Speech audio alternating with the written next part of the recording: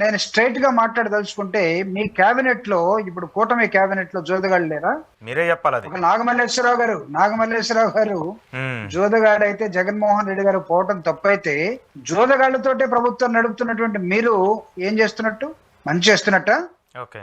చెప్పమంటారా? 1 2 3 4 5 6 7 8 9 10 లెక్క పెట్టి చెప్పమంటారా పేర్లు? చెప్పాలి కదా మరి మీరు. చెప్తే వాళ్ళకే మాకు తేడా ఉండదనే ఆగుతున్నాం. ఉమ్, ఓకే. తీసుకున్న వాళ్ళకి తెలుసు, ఆడే వాళ్ళకి తెలుసు, ఉమ్, ఎక్కడెక్కడ ఫ్లైట్లు వేసుకుని ఎక్కడెక్కడ తిరుగుతున్నారో తెలుసు. ఉమ్, 2 రోజులు హాలిడేస్ వస్తే ఎక్కడ ఉంటారో, ముఖ్యమంత్రి గారికి కూడా దొరకకుండా తిరుగుతున్నట్టు ఎమ్మెల్యేలు ఎవరో మంత్రులు ఎవరో వాళ్ళకి కూడా తెలుసు. Okay. I'm least bothered about their selection and I don't want to talk on such type of people. Okay. But మీరు జగన్మోహన్ రెడ్డి గారిని క్వశ్చన్ చేయడానికి మీకు అసలు అంత ధైర్యం ఎక్కడి నుంచి వచ్చింది?